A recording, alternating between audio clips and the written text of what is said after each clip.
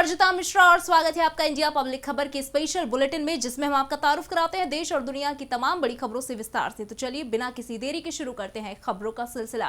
शुरुआत करते हैं आज की पहली और बड़ी खबर से, जहां राजस्थान के हनुमानगढ़ में सोमवार को भारतीय वायुसेना का MiG-21 जेट दुर्घटनाग्रस्त हो गया, जिसमें 3 लोगों की मौत हो गई। बता दें कि सेना का हेलीकॉप्टर बचाव के लिए दुर्घटना स्थल पर पहुंच चुका है। जानकारी के मुताबिक विमान ने सूरतगढ़ से उड़ान भरी थी। बता दें कि दुर्घटना के कारणों का फिलहाल पता लगाने के लिए एक कोर्ट ऑफ इंक्वायरी का गठन किया गया है। केंद्रीय गृह मंत्री अमित शाह ने आरक्षण के मुद्दे को लेकर कांग्रेस को घेरते हुए तीखे सवाल पूछे हैं। साथ ही उन्होंने कर्नाटक में बीजेपी की प्रचंड जीत का दावा किया। इसके साथ ही कांग्रेस पर निशाना साधते हुए उन्होंने कहा कि जब कांग्रेस को प्रधानमंत्री किसान समृद्धि योजना के संभावित लाभार्थियों की सूची भेजने के लिए कहा गया था, तब सिद्धारमैया ने सिर्फ 17 किसानों की सूची भेजी थी, क्योंकि उन्हें डर था कि अगर केंद्र का पैसा सीधे किसानों के खाते में चला गया तो बीजेपी की लोकप्रियता बढ़ जाएगी। मैं एक ही उदाहरण कर्नाटक की जनता को देना चाहता हूं। प्रधानमंत्री किसान समृद्धि योजना के तहत जब सिद्धरामैया जी की सरकार थी, नरेंद्र मोदी जी ने लिस्ट मांगा था कि कितने किसानों को प्रधानमंत्री किसान समृद्धि योजना का फायदा कर्नाटक में दे सकते हैं, इसका आप लिस्ट भेजिए। उन्होंने हमारा मजाक उड़ाते हुए सिर्फ 17 किसानों की लिस्ट भेजी थी। इसलिए उन्होंने लिस्ट इतनी छोटी भेजी थी कि उनको डर था कि अगर मोदी जी का हर साल चेक किसानों के अकाउंट में जाता है तो भारतीय जनता पार्टी की लोकप्रियता बढ़ेगी। दुनिया भर में आर्थिक स्थितियों को लेकर हो रहे बदलावों के बीच सोमवार को भारतीय अर्थव्यवस्था की स्थिरता और चुनौतियों की समीक्षा बैठक की गई। बैठक की अध्यक्षता वित्त मंत्री निर्मला सीतारमण ने की। बैठक में भारत की आर्थिक स्थिरता पर चर्चा की गई। बता दें कि वित्त वर्ष 2023-24 के लिए 45 लाख करोड़ रुपए का बजट पारित होने के बाद FSDC की ये पहली बैठक है। इस बजट में 10,961 करोड़ रुपए के आउटले के साथ कैपिटल एक्सपेंडिचर पर अधिक जोर दिया गया है। इसी बीच विदेश मंत्री एस जयशंकर ने कहा कि भारत ने अभी ऑपरेशन कावेरी पूरा किया है, जिसके जरिए करीब 4,000 भारतीयों को सूडान में संकटग्रस्त खार्तूम से निकाला गया। उन्होंने कहा कि ऑपरेशन सिर्फ एक बार का बचाव मिशन नहीं था, बल्कि सबसे जटिल और खतरनाक मिशन में से एक था। उन्होंने कहा कि सशस्त्र बलों की मदद से ये बचाव अभियान चलाया गया, जिसमें वायुसेना द्वारा 17 उड़ानें और 9 सैनिक जहाजों द्वारा 5 उड़ानें संचालित की गई थी। उन्होंने कहा कि यह सबसे खतरनाक मिशन था, जिसके लिए लोगों ने अपनी जान जोखिम में डाली। We have just completed the Operation Kaveri. I mean, if there's still somewhere some people still stuck, obviously we would make that additional effort. But remember, Operation Kaveri was not a one-off. It was a particularly complicated operation. You know, for various reasons, we were hesitant to speak about it too much in public. You know, this was done using the Air Force. There were 17 flights. We used the Navy. There were 5 sorties by ships. But having, you know, seen a series of these operations from 2015 when we did the Yemen operation, Operation Rahat, actually this was the most dangerous operation. Congress महासचिव प्रियंका गांधी वाड्रा, जो कर्नाटक विधानसभा चुनाव अभियान के तहत बंगलुरु में है, उन्होंने सोमवार को कहा कि सबसे पुरानी पार्टी सत्ता में आएगी, क्योंकि राज्य के लोग भ्रष्टाचार का अंत चाहते हैं। प्रियंका ने मीडिया से बात करते हुए कहा कि हम बहुत आश्वस्त और आशान्वित हैं। मैं संख्या की भविष्यवक्ता नहीं हूं, मैं केवल उस प्रतिक्रिया को देख सकती हूं जो हमें जनता से मिली है। कर्नाटक के लोग भ्रष्टाचार का अंत चाहते हैं। I mean, I don't know on what basis you're saying that. If you tell me the basis, I can respond to it. We are very confident and we are very hopeful.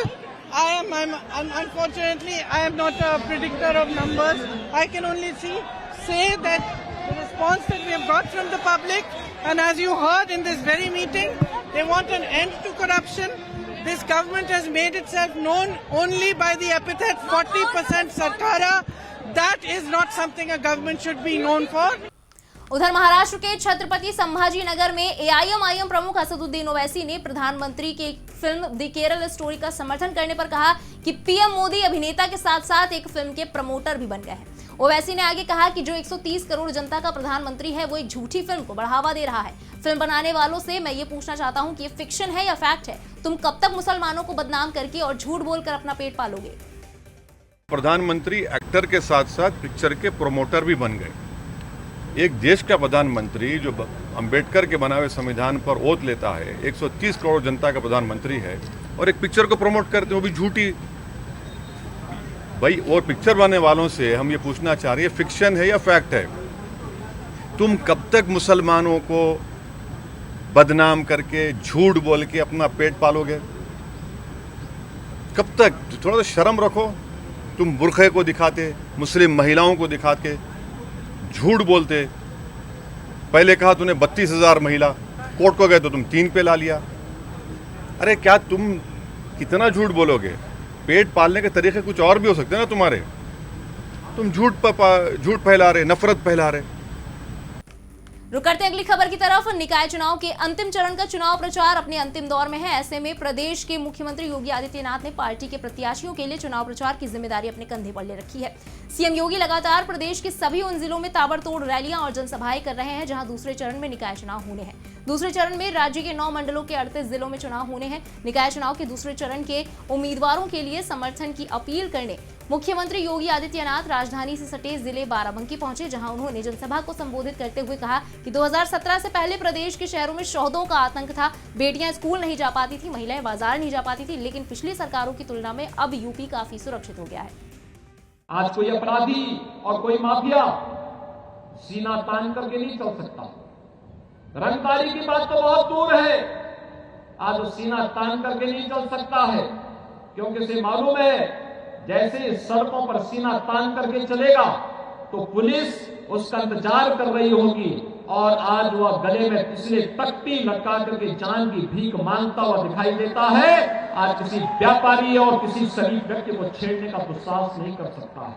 भाइयों बहनों, 2017 के पहले हमारे शहरों में शोधों का आतंक हुआ करता था। बेटियां स्कूल नहीं जा पाती थी, महिलाएं बाजार नहीं जा पाती थी, व्यापारियों से रंगदारी वसूली होती थी। कोई व्यक्ति घर के बाहर निकला हो वापस आ सके, इसकी कोई गारंटी नहीं थी। आज तो हमारे शहर सेफ सिटी हो रहे हैं, सेफ सिटी के रूप में अपनी एक पहचान बना रहे हैं। राजस्थान के सीएम अशोक गहलोत ने एक दावा किया कि पूर्व मुख्यमंत्री वसुंधरा राजे और बीजेपी के 2 अन्य नेताओं ने 2020 में उनकी सरकार बचाने में मदद की थी। कांग्रेस विधायकों ने साल 2020 में पार्टी में बगावत की थी। गहलोत ने कांग्रेस के बागी विधायकों पर भी निशाना साधा और कहा कि उन्हें बीजेपी से लिए गए पैसे वापस करने चाहिए ताकि वो बिना किसी दबाव के अपना काम कर सके। बता दें कि सचिन पायलट और 18 अन्य कांग्रेस विधायकों ने जुलाई 2020 में गहलोत सरकार के खिलाफ बगावत कर दी थी।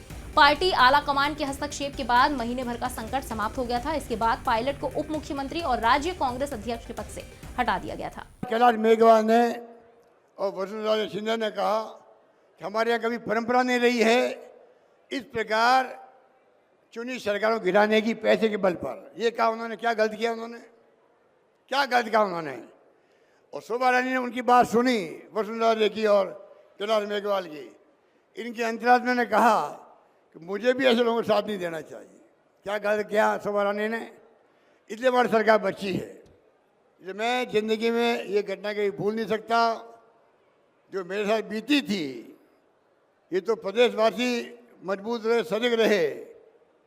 फोन आते थे एमएलए के पास में, मुझे गर्व है कहते हुए, और आम जनता ने कहा एमएलए को, अपने अपने एमएलए को, चाहे 6 महीने रहना पड़े होटलों में रहो, सरकार नहीं गिरनी चाहिए।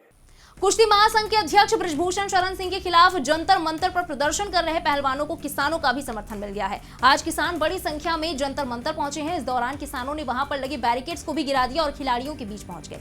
किसानों का कहना है पहलवानों के समर्थन में किसान संगठन से जुड़े लोग आज जंतर मंतर आ पहुंचे हैं। किसान संगठन देश के खिलाड़ियों के साथ है, उनका ऐसा कहना है। किसान संगठन भी चाहते हैं कि बृजभूषण शरण सिंह को सभी पदों से हटाया जाए और उनकी फौरन गिरफ्तारी हो। उधर कश्मीर घाटी में मौसम की रंगत एक बार फिर बदल गई है। बीते कई दिन बारिश होती रही तो वहीं अब एक बार फिर घाटी में ताजा बर्फबारी हुई है। मई का दूसरा हफ्ता शुरू हो गया है और कश्मीर के पहलगाम और किश्तवाड़ में मौसम लगातार बदल रहा है। वहीं हिमाचल में शिमला समेत कई क्षेत्रों में मई में भी ठंडक का एहसास हो रहा है। बर्फबारी के चलते अटल टनल रोहतांग से पर्यटकों को कोकसर की तरफ नहीं भेजा गया। मनाली लेह मार्ग दारचा तक बहाल किया गया है। इसी के साथ इस स्पेशल बुलेटिन में बस इतना ही। देश और दुनिया की बाकी खबरों के लिए सब्सक्राइब करें इंडिया पब्लिक खबर के यूट्यूब चैनल को। बेल आइकन दबाना बिल्कुल ना भूलें।